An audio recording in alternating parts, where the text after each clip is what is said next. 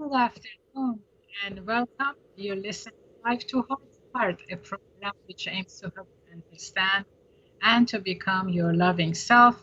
I'm Dr. Mitra Rashidian. I'm a licensed marriage and family therapist and a certified sexologist.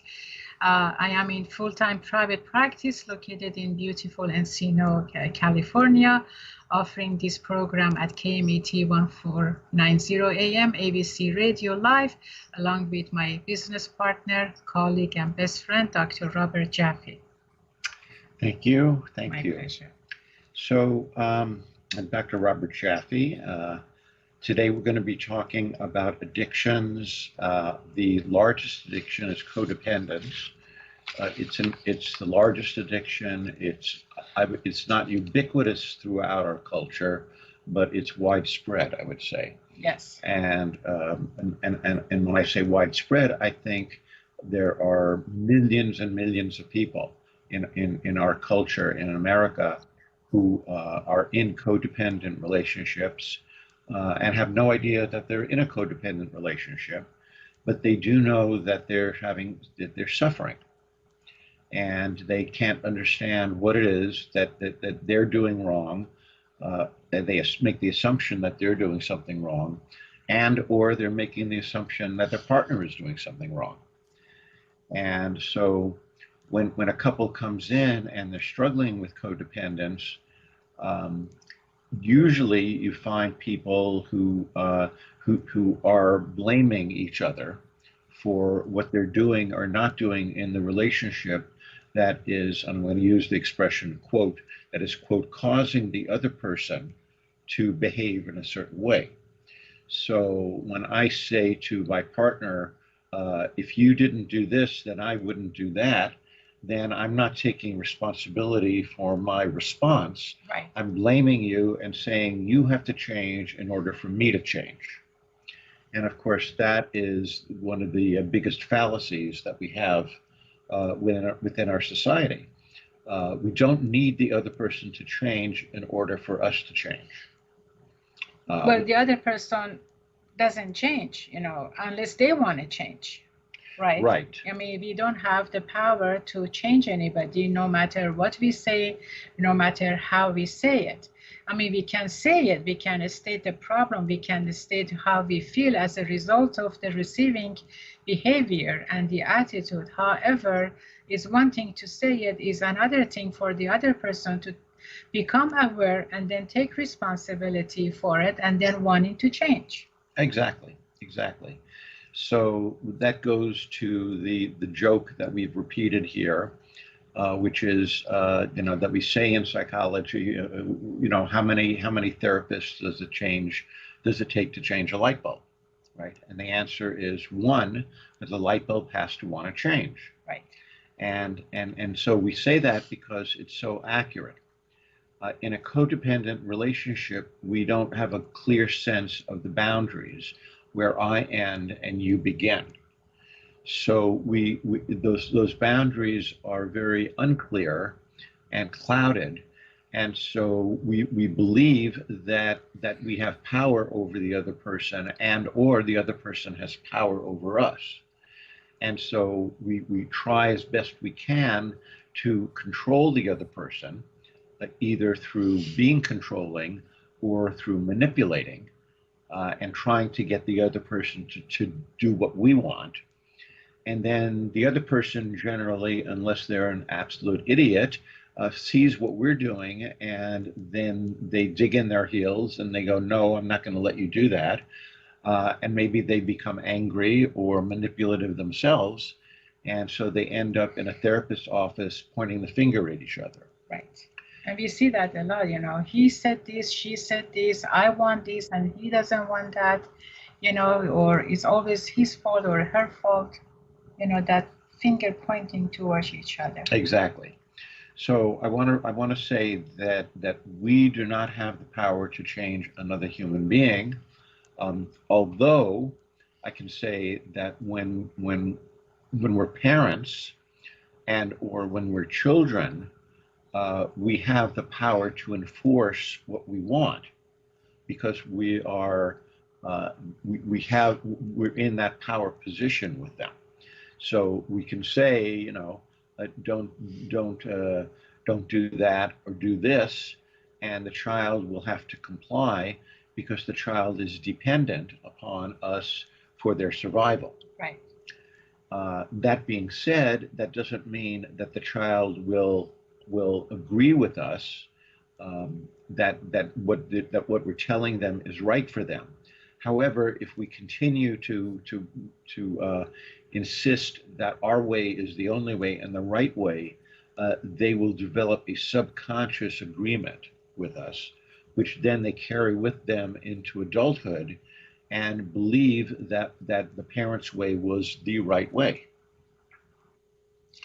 Usually, but whatever we hear during our childhood, becomes sort of a, or becomes like a floor map, like becomes like a blueprint for the rest of our lives. I like the phrase of blueprint. Blueprint, yeah. Yeah. Yeah, absolutely.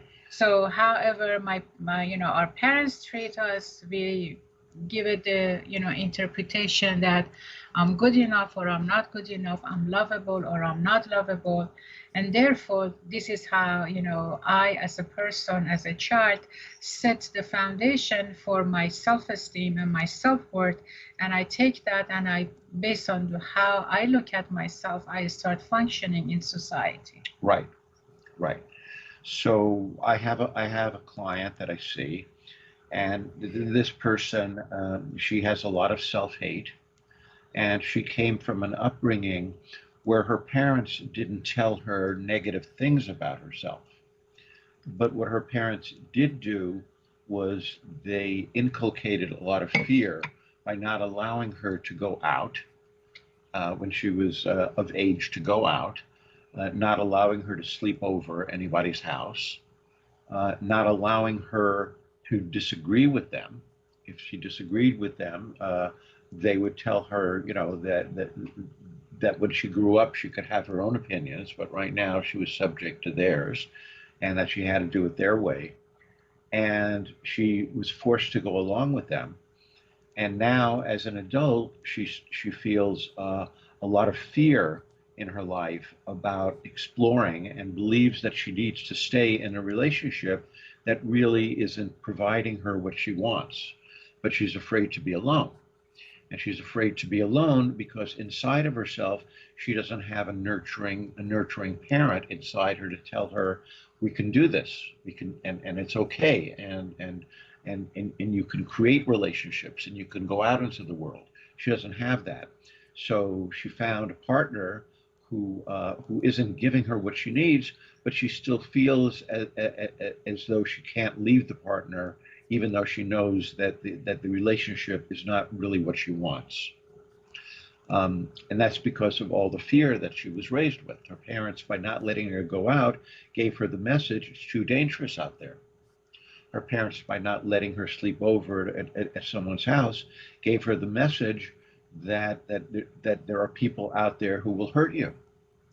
So she doesn't trust that she can handle it without having a safe person. And she found somebody who's safe, but who isn't really engaging of her. So this person gives her that feeling of safety, and she's not happy, but she's settling for it. Um, Now let's talk a little bit about dependence and what codependence is. We've talked about it before. So we go through different stages of our life, and the first stage is total dependence, right? So when we're born, we can't do anything for ourselves. We can't speak. We can't understand language. We can't ask for what we want. We can't go get a drink of water. We can't feed ourselves. We can't change ourselves. So when we eliminate our wastes, we have to sit in our wastes unless somebody does something for us. Everything is done for us. That's the beginning of dependency, right? And if you have parents who take a good enough care of you physically, then we say that your physical dependency needs are met when you are dependent. Now, that's physical. what about the emotional? What does a little baby need emotionally, besides the physical care, besides the feeding, and besides the changing, and and besides making sure that they have enough water and enough food, and that they're clean. What else do they need? And make sure they're warm enough, of course. Are you asking me? Well, Yeah. I'm throwing it out. You Yeah. can answer I it. would say sense of safety. Yes, yeah. They need a sense of personal safety. Yeah.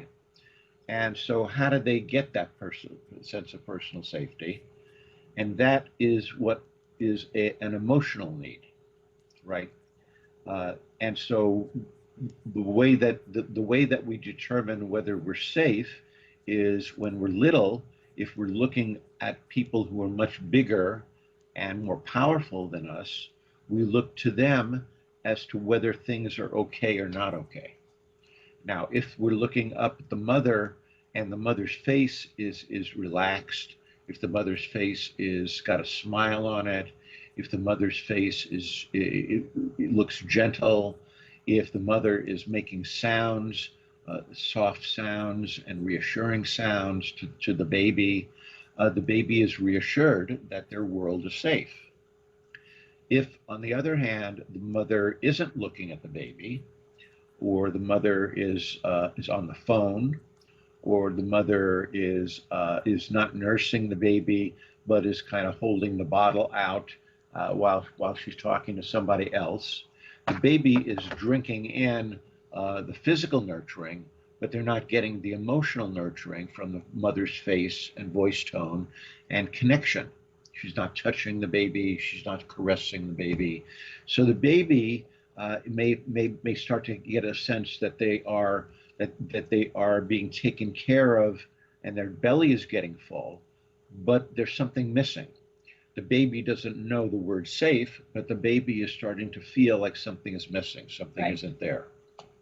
Exactly. And that's what dependency is. Dependency is where the baby needs to be reassured that their world is safe.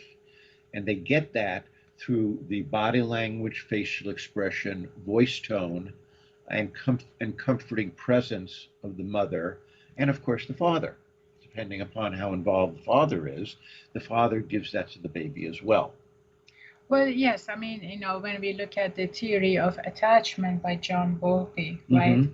And in one of my trainings, I remember that I saw that how an infant actually communicates with her mother during nursing time, Mhm. and how an infant communicates with his or her father, when the father holds the baby. Yes. However, because we assume that babies don't know how to communicate, I mean, obviously they don't communicate verbally, Mhm. but they talk with their facial experience, the expression, they talk with their fingers, Fingers are a lot in a child's life as a form of communication. Those little fingers, they are how they speak with us, Yes.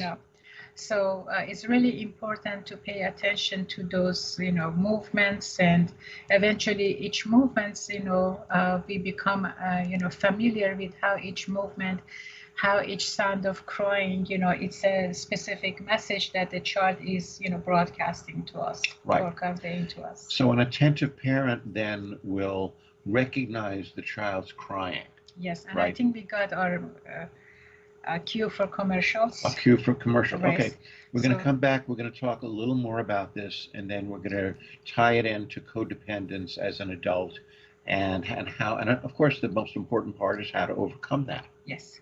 So we'll talk to you soon after our commercial break.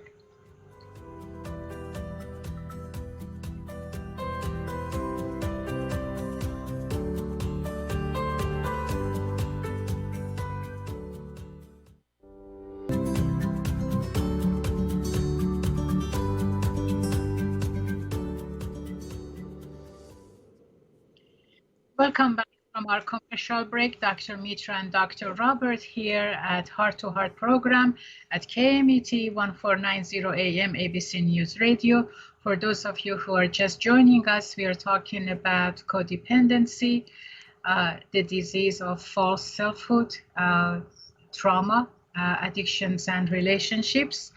And we would like to hear from you and your experiences, because that will help us to know exactly what you need to, get from our program. And our phone number live here is 951-922-3532. And please do introduce this program to those that you believe they can benefit from. And we appreciate the fact that you're spending your hour with us. So Dr. Robert Jaffe, you were talking about, infant and then how the beginning of codependency is. And you said, you're going to be tying up that to codependency and, of course, how to overcome it. Right. And so we have a brief hour here. And so we what do I'm going the best we can. We do the best we can. At the hour that we have. So basically, to recap, the baby's sense of safety is the main issue as the baby starts to develop. The baby needs to feel safe. What does that mean? That means the baby finds their safety within the parent based on how safe the parent feels within herself or himself. And if the parent feels confident and feels like they're doing a good job and they're able to take good care of the baby picks up that feeling and that energy, and the baby revels in it, and the baby begins to express themselves through cooing and through smiling, and you said through the fingers, and the baby begins to express themselves more and more as they start to get a little older. And so basically, if those dependency needs are met well enough, we have in psychology the concept of the good enough parent. You don't have to be perfect. However, the needs of the child need to be met well enough so that the child feels safe most of the time. Right. And so if the child feels safe most of the time, the child begins to develop that, then they feel free to move away from the parent. Let's say they become of age, like my granddaughters, they're 2.5, they can run around the house, they can play in the backyard. When she takes them to the park, they can run and get up and climb up and go down the slide by themselves. And they don't even look back to see where the parent is, because they trust that the parent is there watching out for them. And so as they do that, and if the parent is a good parent, good enough parent, and the parent is watching out for them, then the parent keeps them from getting hurt. And I'm not talking about a little bump on the tushy. I'm talking about getting really hurt. Like the parent is making sure they're not going to run in front of somebody who's on the swing, and the person's and the kid's gonna whack into them. The parent is vigilant, but not hovering. They're not hovering over them. Hovering parents we call helicopter parents. Right. Right. And those kids, because the parent is hovering over them, those kids don't feel safe. They feel like they have to be careful, because the parent is hovering over them and not allowing them to explore their environment. So, but if the parent is able to allow the child to explore safely their environment, the child begins to move into the second phase, which is independency. Right. I mean, we hear some parents automatically, as soon as even their adult child wants to leave home and do whatever, they say, "Oh, honey, be careful out there." Right. Yeah. I was listening to a program actually the other night about how many "be careful out there's" are given to women. Yes. As they grow. And it's no wonder that women feel so unsafe so much of the time. Yes. Not that women don't need to be cautious, but it's one thing to be cautious, and it's another thing. I mean, some of the women on the program said that she walks around with her keys sticking out of her fist, like sort of like the wolf man, right? And she's like, looking around, and if somebody were to jump out, she'd have the keys and be able to punch him in the face. That unfortunately, a lot that message is given to women a lot. Yes. Yeah. Yeah. But going back to going into independency, independency is when we feel safe, a healthy independency, let's put it that way, is when we feel safe to go out into the world and explore and know that when we come back to our parent, independency starts at around 2 years old and then goes on for many years. And if the parent encourages their independency and says verbally and also through their actions, I believe in you. I believe that you have good sense. I believe that you're going to make wise decisions. And I trust you that you're going to do that. And I'm giving you this freedom because I trust you. And then if the child falls on their face, then the parent isn't shaming or blaming. The parent is going to say, okay, well, let's explore how that happened, and what decisions did you make that led to that, and what conclusions and what learning can you get from that, so that going forward you can make a better decision for yourself. Exactly. So, I mean, we can always, based on our fear and based on our perspective, limit our children's ability to feel free to explore the world, and give them instead the tools of healthy functioning. Or we can do that, or we can give them the message of fear that we have grown up with, and make them another codependent. Exactly, exactly. So if the child, as they get older, is given appropriate boundaries, appropriate limits based on their age, and not just their age, based on their own abilities, which means that the parent has to be close enough to the child to understand who they're dealing with. And when they're close enough to the child, it's not going to be just an age thing. It's not going to be, well, you're 12, but when you're 13, you can do this. It's going to be when you feel ready, and I feel ready, and I feel convinced that you're ready, you will get more freedom. And the parent wants to give the child the freedom because that's how the child learns and grows.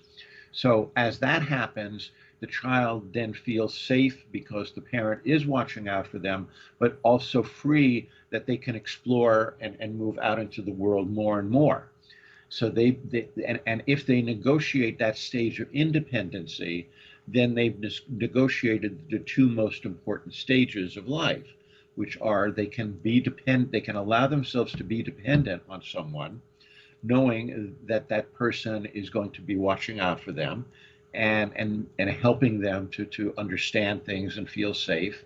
And they also have negotiated independency, where they begin to trust themselves that they can go out into the world and make good decisions for themselves. Exactly. Exactly. And so listening to you, I'm learning that codependency begins in childhood, and continues to become deepened as we continue life. Right. Right. So we're talking right now about healthy children, right? Right. What happens in a healthy child? If that occurs, then as the child develops into their 20s and beyond, the child who is now an adult can make good decisions about who to bring into their life.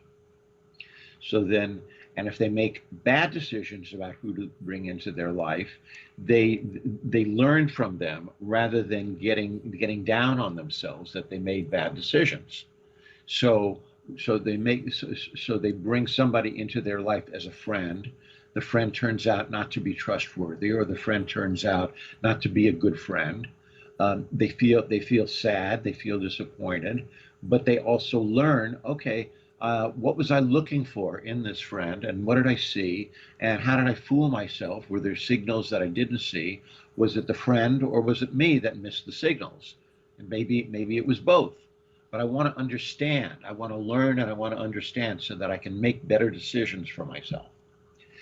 And so as the child, now an adult, gets older and wants to start dating and wants to start pairing up with the opposite sex, they feel like they know sort of what they're looking for.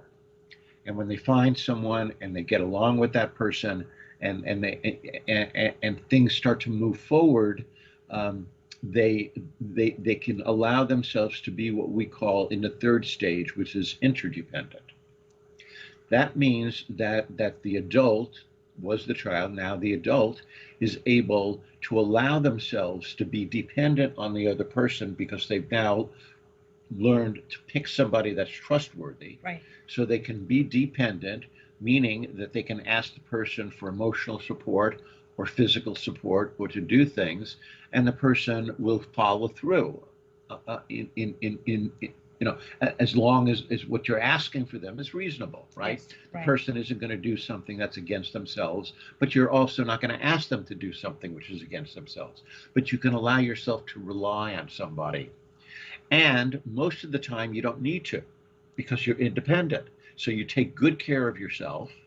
You've picked someone who's also now in the third stage, interdependent, and he or she can rely on you, and also that he or she is mostly independent as well. So you can have independent lives, and you can also depend on each person, and then you share your lives with the other person by talking about what's going on in your life and how things are happening, and you connect with that person, and then you can become intimate with that person in a healthy way. And that's the name of the game we want to happen, right? That's what we want. That's what we want. And then so there are factors that doesn't allow us to take this direction as healthy as we just described it. Correct. Right. So it's not always also parents, but then again, primarily it starts in the first society that we grow up with, right? Right. And then in addition to parents, the interaction among siblings and birth order, all of that, are contributing factors to how we form a healthy or unhealthy codependency. Many contributing factors. Yeah. We're talking about the most powerful factor right now, which is how safe is it to be with the parents that you were given. Right. That's the most powerful. The reason that's most powerful is because when we're little, when we're infants, we take in information through our feelings. We don't have our intellect developed. So you can't reason with an infant, but you can treat the infant as though they're a valuable person, and they're an important person, and you care for them and you love them, and then the infant grows up believing that the way they were treated is who they are. Now, what about the flip side? Suppose you're raised by one alcoholic. Or suppose you're raised, worse yet, by two alcoholics or two drug addicts. These are people who are injured. These are people who are damaged. People usually turn to drug addiction and alcoholism because of stuff that's going on inside of them that doesn't feel good. So they're looking to feel better, and they don't know how to feel better except by finding some drug or alcohol that gives them a sense of relief from the emotional pain that they're carrying, but they don't even know they're carrying emotional pain because it's always been there. So it's sort of like you don't recognize that you have a hand until you move your hand, right? You've forgotten you have a hand. All of a sudden you move your hand, you recognize it. You don't know that you have emotional pain until symptoms occur. Yes, right. So a lot of people who use drugs, and I'm talking about legal and illegal drugs, don't have an understanding that what happened to them sometimes as young children is a powerful force in why they're using their drugs. They don't get that, and they can't get that a lot of times when they're using their drugs or alcohol. And sometimes it's peer pressure, which is a form of a codependency itself. Yeah, and peer pressure usually occurs when the person doesn't have enough of their authentic true self developed. so that they're easily influenced by other people. That the parent's job is to give that person a sense that their feelings matter and their feelings are important.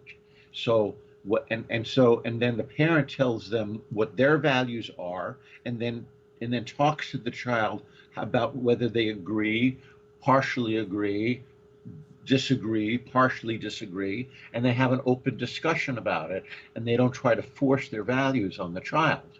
Right. But as the child starts to develop their own sense of what their values are, they're less easily influenced by peer pressure.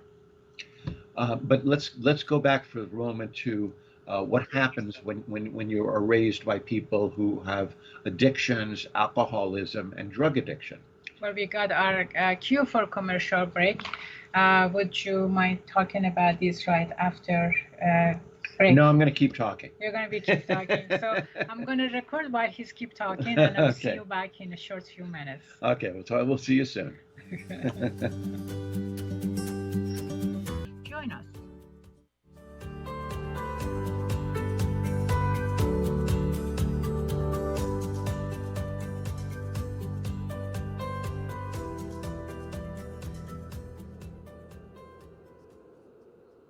Welcome back from our commercial break. Dr. Mitchell and Dr. Robert here at Heart-to-Heart program. And this is KMET 490 AM, ABC News Live Radio. And we are talking about codependency, trauma, addictions, and relationships. So, Dr. Robert Jaffe.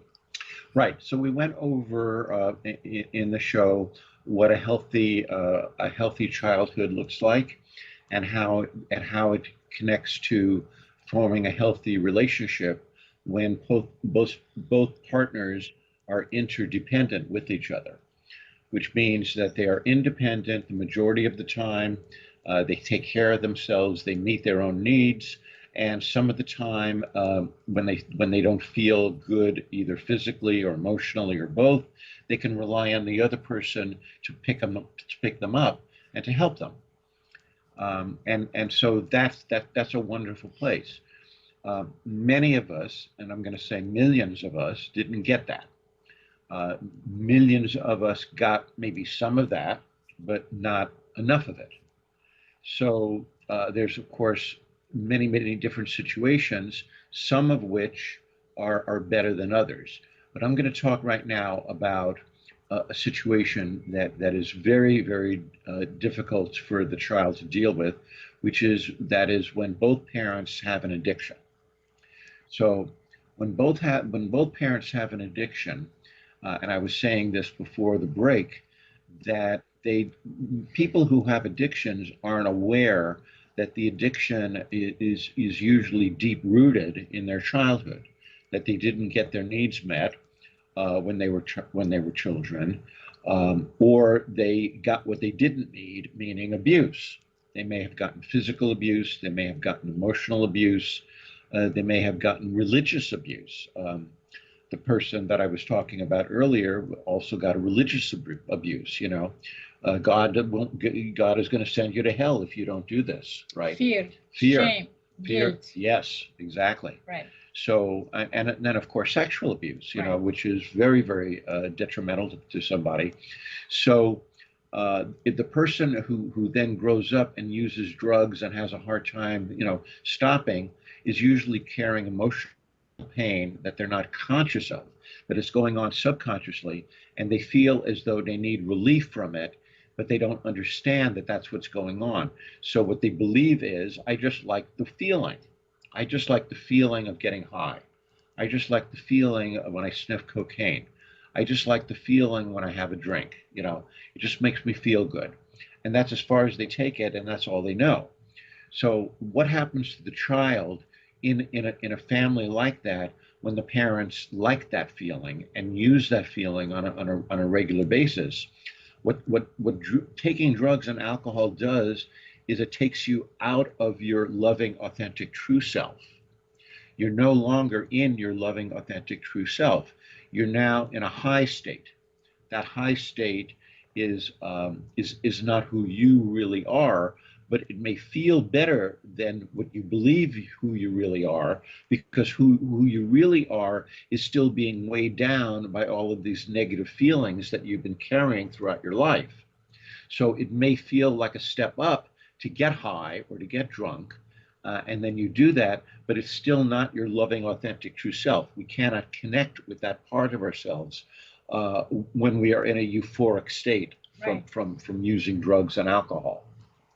So, so the lack of the parent being in their loving, authentic, true self then affects the child by not giving the child that sense of safety that the child needs, because the child sees that the parent is not really present.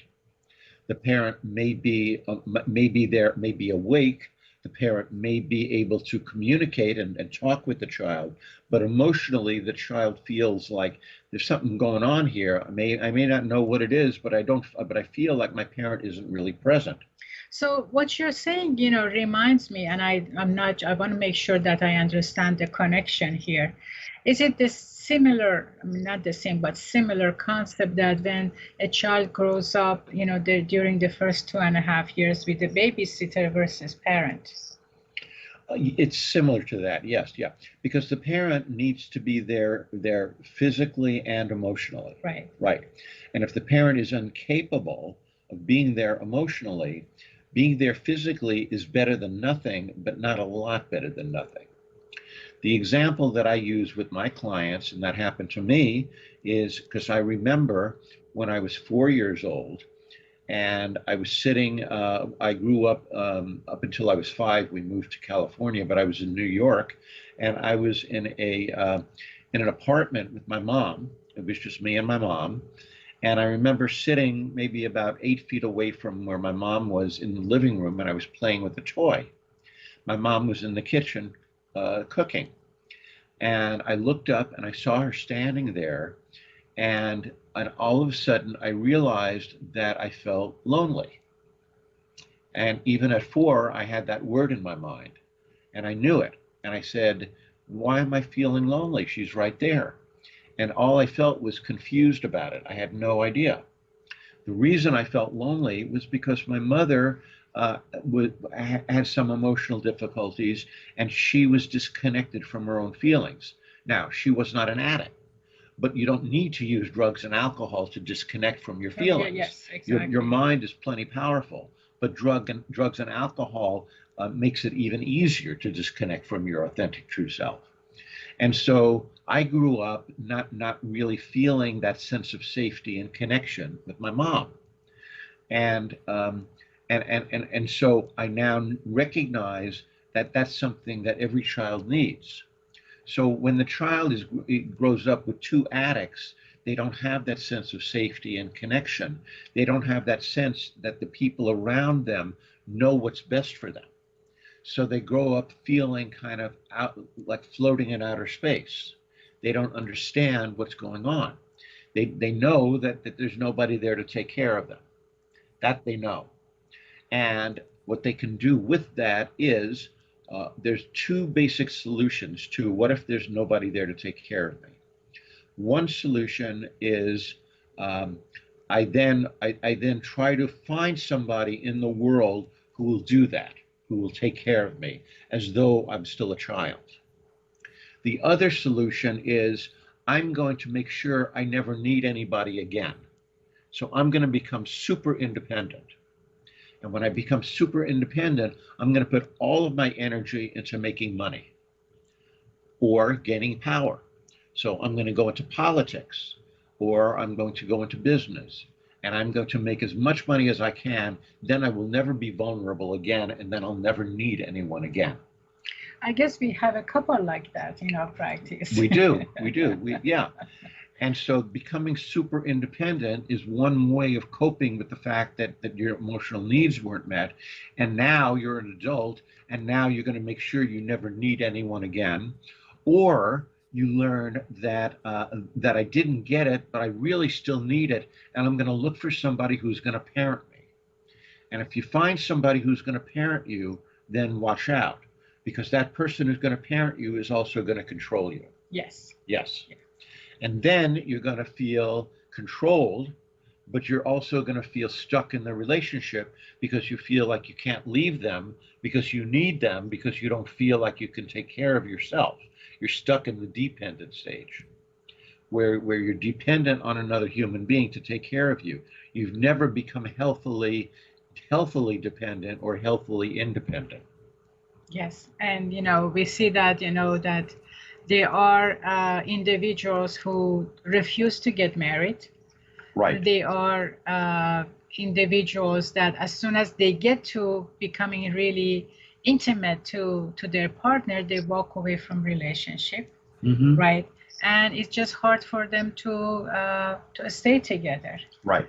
And then we see all these successful people that they just one success is not enough for them. So as soon as they achieve one thing, they go to the next one, and as soon as they achieve the next one, they go to the next one. It is as though it's just they have the desire to get to the success, but it really doesn't stay with them, and then they go to the next one. Correct. Right. Correct. So yeah, yeah, and we just had a situation where a couple, the wife had the wife has a lot of unresolved emotional issues that she hasn't dealt with, and so what she does then is she projects it onto the husband, Right. as though he's the one with the problem. The husband is codependent on the wife and feels like he can't live without her. So even though the husband sees that what she's telling him isn't accurate about him, he still can't leave her. So what does he do? Then he leaves the therapy because the therapy is helping him to become healthily independent.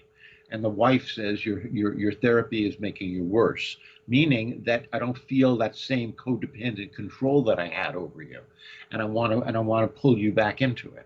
Exactly. Yeah. Yeah. Right. And and then we have this type of relationship happening every day, and then sometimes other couples, when they see this type of couple, they envy them. Actually, they say, oh my God, look at her husband, how much he is attending to her. Right. He must have loved her very much. Now the second statement is accurate, right? Yes. But the first one comes, the first statement, the first impression is definitely coming from a very unhealthy, mindset. Right. Coming from the husband. Right? Exactly. Right. Exactly. But whether he in fact loves her, yes, that's true. Mm-hmm. Right. Mm-hmm. But then again, how we kind of separate loving somebody and from codependency. Right. Right. We can love somebody when we are interdependent. We can love somebody without codependency.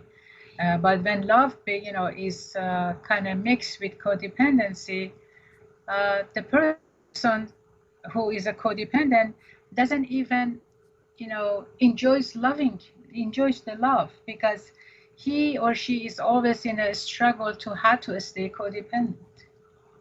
Say that again. Okay. So there is a concept of loving somebody, right? Yes. And or being codependent. Right. Right? Mm-hmm. Okay. So when you're a codependent and you are in love with somebody, what do you do for the most part? You try to please them. You try to please them. So that's more of a codependency. Right. So the more you please them, you less pay attention to yourself. Right. Right. So yes. You never get a chance, or seldom get a chance, to really enjoy the love that you have for somebody. Exactly. Because you're continuing to please them, so it becomes all about her. It becomes all about him, and then there is nothing in for you, for myself. Right. Right. And so the person who is the controller in that relationship and is exploiting the other person who's codependent, that person also is not happy. Yes. Because that person has not dealt with the origin of their own need to have that person codependent on them. Right. It is as though she or he is never going to get enough. It is never enough. Yeah, it's never enough. Yeah. So for the moment, you're pleasing the partner, and the partner is smiling at you. But then, as soon as you try to do something that isn't pleasing the partner feels abandoned and says, "What have you done for me lately?" And then Yeah. you come up with 20 things that you've done, and the person says, "Well, none of that matters because you haven't done it for me today, or or you're not doing it for me now." You never pay attention to me. Exactly. Yes. Exactly. Yeah. Yeah. So what we're trying to say about this is that this is not a life sentence. No. This is something that can be resolved, but it's not also a quick fix thing. And people who are in codependent relationships are the first task is to help each person start looking at themselves and pointing at themselves rather than the other person and saying, if I'm making a mistake, then I want to recognize it, apologize for it, and change it. Exactly. But it's hard to do if you're in a relationship with somebody who's focused on you, and that person doesn't take any responsibility for his or her part in it. And that's the dilemma that happens a lot of times when couples come in, is one part of the couple will take responsibility for themselves, the other won't, and then the therapy usually stalls or doesn't go anywhere. Exactly. Yes. And that's a very important concept in therapy, both taking responsibility for their own, do's and don'ts, and for their own perceptions and beliefs and actions.